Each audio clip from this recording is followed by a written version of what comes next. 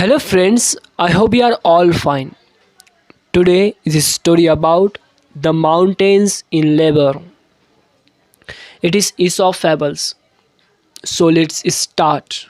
One day, the countrymen noticed that the mountains were in labor.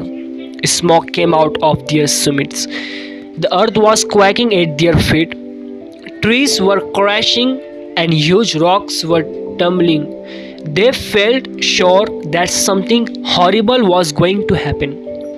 They all gathered together in one place to see what terrible thing this could be.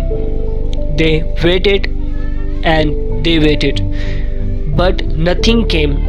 At last, there was a still more violent earthquake, and a huge gap appeared in the side of the mountains.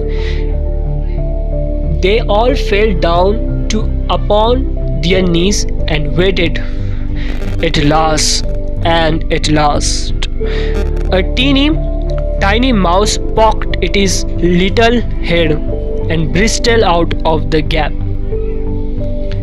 and came running down towards them, and ever after they used to say, "Much outcry, little outcome."